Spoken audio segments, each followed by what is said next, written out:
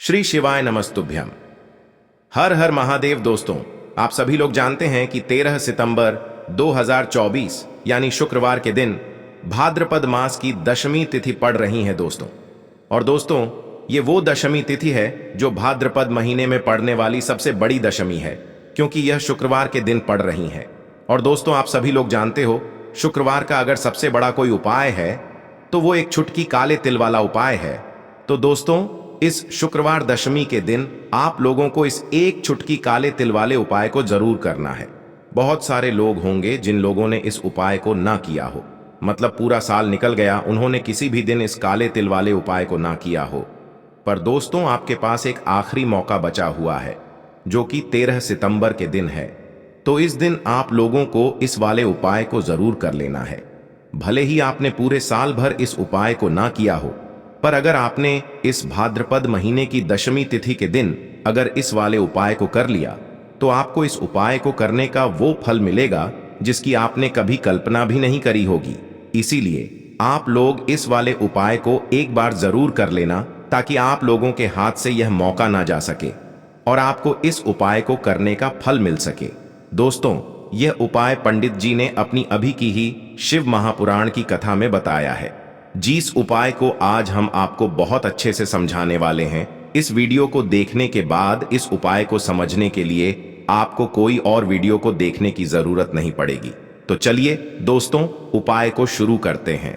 देखिए, ये इस भाद्रपद महीने के शुक्रवार के दिन यह इतना खास होता है, इतना महत्वपूर्ण होता है। देखा गया है, कभी कभी बड़े बड़े पूजा पाठ अनुष्ठान से जो मनोकामना पूर्ण नहीं होते, वो भाद्रपद महीने के दिन एक छोटे से उपाय करने से ही आपकी मनोकामना पूर्ण हो जाती है। और बहुत सारे लोगों ने इस उपाय को किया भी है और उनको इस उपाय को करने का फल भी जरूर मिला है। अगर आप लोग भी इस उपाय को करना चाहते हैं, तो आप इस उपाय को पहले अच्छे से समझ लेना, सुन लेना, उसके बाद करना। आपको इस उपाय का फल जरूर मिलेगा। और इस उपाय को कर लेने से आपके घर में चाहे किसी भी प्रकार की दुख और समस्या क्यों ना चल रही हो, आपको उसका कारण भी नहीं पता है कि भाई ये समस्या किस कारण से चल रही है। उसका कुछ भी कारण हो सकता है, जैसे पितृ दोष हो सकता है या किसी भी तरह का मंगल दोष भी हो सकता है। तो इस दिन आप लोगों को यह वाला उपाय कर लेना है। यह एक ऐसा उपाय है, जिस उपाय को अगर किसी विशेष दिन पर किया जाए, तो भाई उस विशेष दिन का जो है वह तो हमें मिलता ही मिलता है। पर हमने उस दिन पर इस एक छुटकी काले तिल वाले उपाय को किया है, तो हमें उससे भी बड़ा फल मिलता है, और फल बहुत जल्दी मिलता है, क्योंकि आप इस उपाय को बहुत ही बड़े और विशेष दिन पर कर रहे हो। तो चलिए अब उपाय के बारे में बात करते हैं, लेकिन उससे पहले आप लोगों को यह जानना आवश्यक है कि आखिर यह उपाय किस समय करना है, किसको करना है और कैसे करना है। तो चलिए हम आगे आपको वीडियो में एक एक करके बता देते हैं। लेकिन उससे पहले अगर आप लोग हमारे चैनल पर नए हैं, तो हमारे चैनल को सब्सक्राइब कर लेना और इस वीडियो को लाइक करके कमेंट बॉक्स में श्री शिवाय नमस्तुभ्यम ओम नम शिवाय जरूर टाइप कर देना। तो दोस्तों, इस एक छुटकी काले तिल वाले उपाय को हमें इस शुक्रवार दशमी के दिन कैसे करना है, किसको करना है, किस समय करना है और कहां पर करना है, ये सारे सवालों के जवाब आपको इस वीडियो में मिल जाएंगे। और जो ये वीडियो देखेगा भाई, उसको एक छुटकी काले तिल वाला उपाय जरूर करना चाहिए, क्योंकि इस दिन काले तिल का भी बहुत ही बड़ा और विशेष महत्व होता है। और जब बात आ जाए 11 काले तिल की, तो ये सोने पे सुहागा वाली बात हो जाती है और ये एक बहुत ही बड़ा उपाय हो जाता है इस शुक्रवार दशमी का। तो अब दोस्तों, इस एक छुटकी काले तिल वाले उपाय को आखिर करना किसको है, सबसे पहले हम लोग वो बात जान लेते हैं। तो देखो, घर की जो बड़ी माताएं बहनें होती हैं, उन माताओं बहनों में से कोई भी एक बड़ी माता बहन इस वाले उपाय को कर सकती है। और दोस्तों, अगर आप चाहे तो अपने घर में से सभी सदस्यों को भी इस उपाय को करवा सकते हैं। अगर किसी व्यक्ति की खुद की कोई मनोकामना है, खुद की कोई दुख और परेशानी है जो कि वह अपने लिए ही करना चाहता है, इस वाले उपाय को तो वह खुद अपने लिए भी कर सकता है। बाकी अगर कोई घर में से ऐसा है जो कि अपने पूरे घर परिवार की सुख और शांति के लिए यह वाला उपाय करना चाहता है, तो भाई वह भी कर सकता है। उसमें भी कोई दिक्कत वाली बात नहीं है। कहने का मतलब यह है कि इस उपाय को हर एक सदस्य भी कर सकता है, और पूरे घर परिवार के सदस्य के लिए घर की बड़ी माताओं बहनों में से कोई एक माता बहन भी कर सकती है। माताएं बहनें अगर घर में उपस्थित ना हो या वह यह वाला उपाय ना कर पा रही हो तो फिर घर का कोई बड़ा सदस्य भी इस काले तिल वाले उपाय को कर सकता है, चाहे फिर वह पुरुष ही क्यों ना हो। उसमें कोई भी दिक्कत वाली बात नहीं है। अब दोस्तों, इस एक चुटकी काले तिल वाले उपाय को हमें करना कहां पर है? इसे हमें तुलसी के क्यारे के पास में जाकर करना है। बहुत सारे लोग प्रश्न करते हैं, हर एक उपाय को करते समय क्या हम इस उपाय को घर पर या मंदिर में कर सकते हैं? देखो, तो इस वाले उपाय को आप घर ही करोगे तो अच्छा रहेगा। अगर घर पर तुलसी का पौधा नहीं है तो शिव मंदिर में उपाय को करोगे तो भी अच्छा होगा, इस वाले उपाय को। उसके बाद में दोस्तों, जो अगला प्रश्न निकल कर आता है वो यह आता है इस उपाय को लेकर कि आखिर इस उपाय को हमें किस समय करना है, सुबह के समय करना है कि शाम के समय करना है? तो देखो, इस वाले उपाय को आप लोग सुबह के समय भी कर सकते हो और शाम के समय प्रदोष काल में भी कर सकते हो। अब अगर आप पूछो कि भाई सबसे उत्तम समय कौन सा रहेगा इस एक चुटकी काले तिल वाले उपाय को करने का, तो हम आपसे बस यही कहेंगे कि इस उपाय को आप शाम के समय करेंगे तो ज्यादा बेहतर होगा। बाकी अगर सुबह के समय भी करेंगे तो भी अच्छा होगा, उसमें कोई भी दिक्कत वाली बात नहीं है। तो अब दोस्तों, जो अगली सबसे बड़ी और महत्वपूर्ण बात आती है वो यह आती है कि सुबह अगर हम उपाय को करेंगे तो हमें कितने बजे से लेकर कितने बजे तक के बीच में करना है, और शाम के समय प्रदोष काल में करेंगे तो हमें कितने बजे से लेकर कितने बजे के बीच में करना है। तो देखो, सुबह जितनी जल्दी हो सके आप उपाय को करने की कोशिश करना। बाकी अगर किसी कारणवश लेट भी हो जाओ, थोड़ी देर भी हो जाए, तो 10 या 11 बजे तक भी आप उपाय कर लेना, पर 12 बजे से ज्यादा देरी ना हो, ठीक है? इस बात का ध्यान रखना। उसके बाद में दोस्तों, अगर शाम के समय प्रदोष काल की बात करें, प्रदोष काल का जो समय होता है वो शाम के 6 बजे से शुरू हो जाता है। मतलब शाम के 6 बजे से लेकर 7 बजे के बीच का जो समय होता है यह समय प्रदोष काल का समय होता है। पर अभी जो मौसम चल रहा है, इस मौसम में जो है शाम बहुत देरी से होती है, तो आप इस उपाय को 7 या 8 बजे के बीच में भी कर सकते हो। मतलब शाम के 6 बजे से रात 8 बजे के बीच में आप कभी भी इस वाले उपाय को कर सकते हो, उसमें कोई भी दिक्कत वाली बात नहीं है। परंतु शुक्रवार के दिन कोशिश करना कि समय के अंतर्गत ही कर लो। किसी कारणवश ना कर पाओ तो थोड़ा देरी से भी कर सकते हो, आपको उपाय का फल जरूर मिलेगा। तो चलिए बात करते हैं हमारे पहले उपाय की। देखिए, इस उपाय के लिए आपको 2 दीपक लेने होंगे। दोनों ही दीपक आप मिट्टी के भी ले सकते हैं और दोनों ही दीपक आप शुद्ध आटा मढ़कर उनके भी तैयार कर सकते हैं।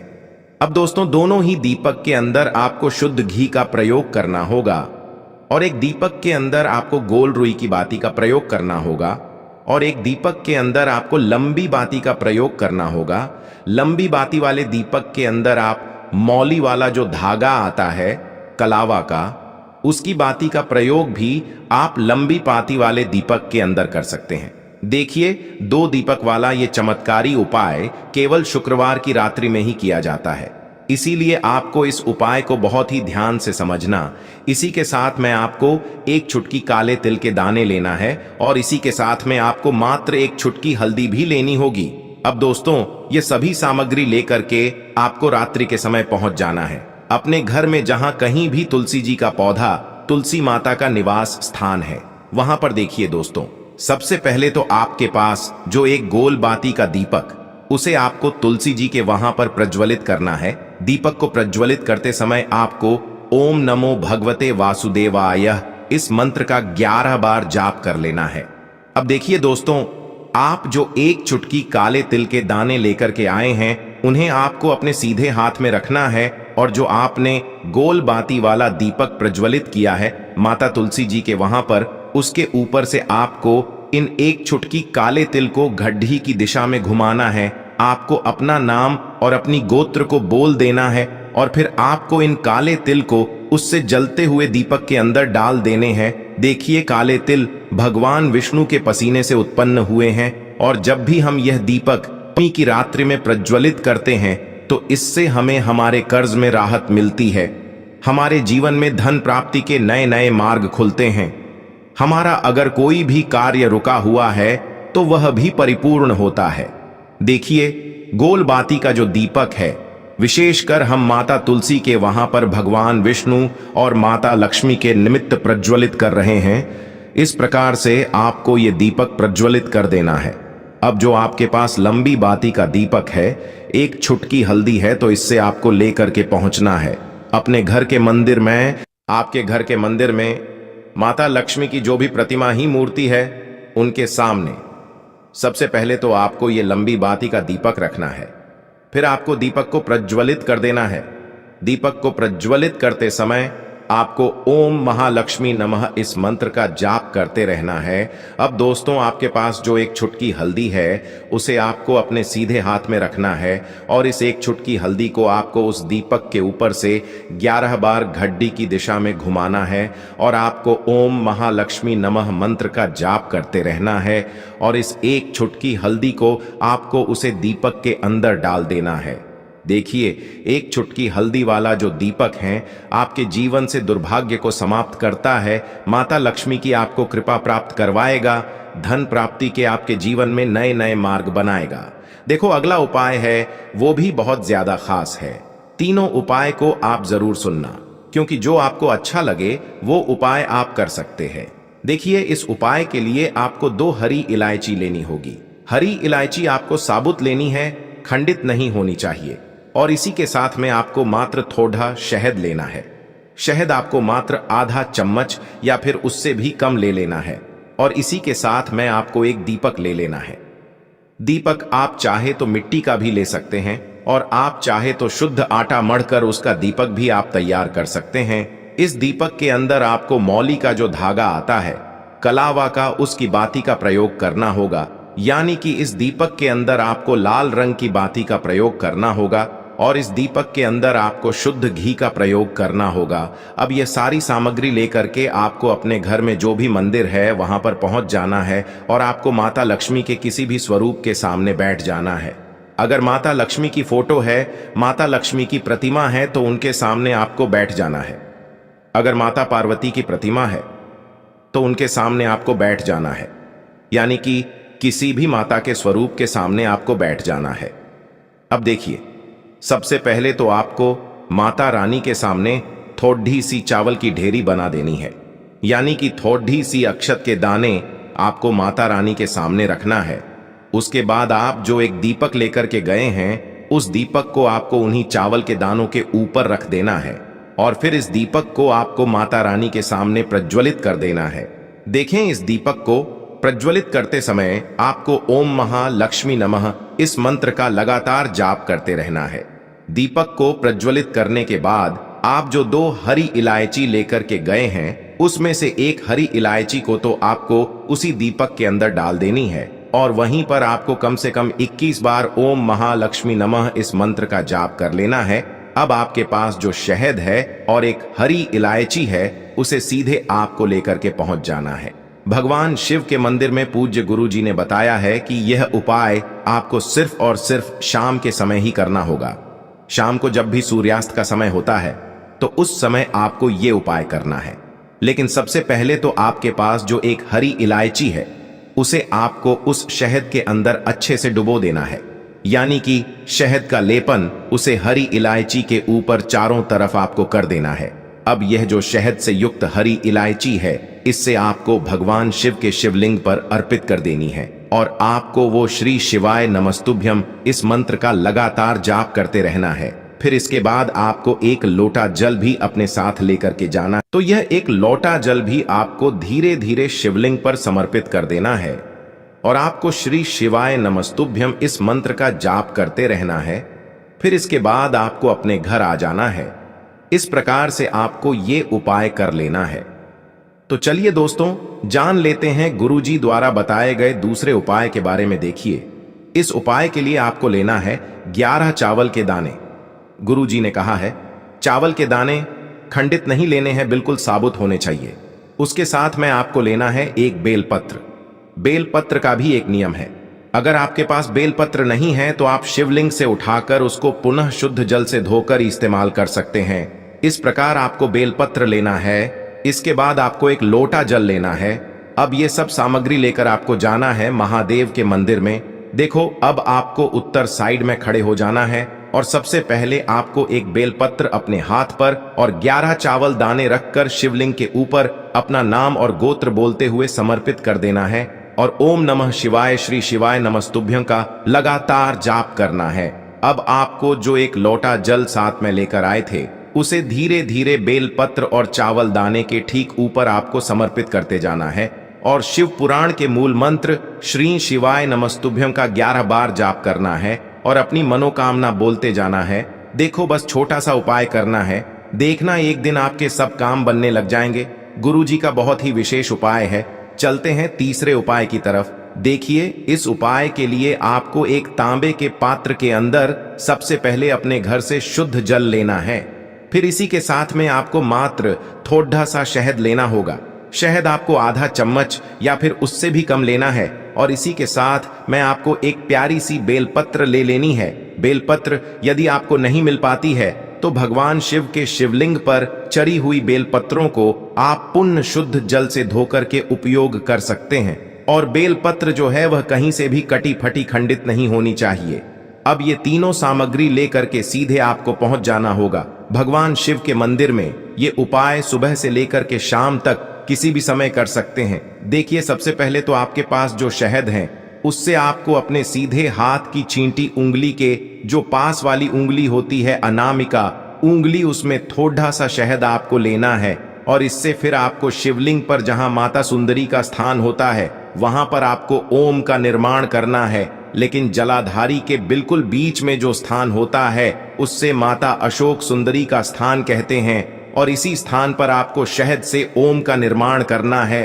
अब दोस्तों, आपके पास जो एक बेलपत्र है उससे आपको अपने सीधे हाथ की हथेली पर रखना है और महादेव से आपको अपनी वह विशेष मनोकामना, आपके जीवन में जो भी संकट चल रहे हैं, जो भी समस्याएं चल रही हैं, जो भी जीवन में दुर्भाग्य बना हुआ है, आप अपने किसी भी कार्य में सफल नहीं हो पा रहे हैं, तो जिस भी प्रकार की आपकी समस्या है उसे दूर करने के लिए आपको महादेव से प्रार्थना कर लेनी है। और फिर यह जो एक बेलपत्र है इससे आपको शिवलिंग पर माता अशोक सुंदरी वाले स्थान पर समर्पित कर देनी है। देखिए, जहां पर आपने ओम का निर्माण किया है उसी के ऊपर आपको ये बेलपत्र भी समर्पित कर देनी है। देखिए, बेलपत्र की चिकनी साइड का हिस्सा शिवलिंग से स्पर्श होगा और इसकी जो डंडी है वो आपको जलाधारी की ओर रखनी है। पत्ती वाला भाग शिवलिंग की तरफ रहेगा। इसी प्रकार से आपको यह बेलपत्र समर्पित कर देनी है। अब दोस्तों, आपके पास जो एक जल का पात्र है उसमें से थोड़ा सा जल तो आपको बेलपत्र की जो आगे वाली पत्ती है उस पर आपको समर्पित करना है और आपको श्री शिवाय नमस्तुभ्यं इस मंत्र का जाप कर लेना है। फिर उस पात्र के अंदर जो जल बचेगा उसे पूरा आपको भगवान शिव के शिवलिंग पर धीरे धीरे समर्पित करते जाना है और लगातार आपको शिव महापुराण के मूल मंत्र श्री शिवाय नमस्तुभ्यं इस मंत्र का जाप करते रहना है।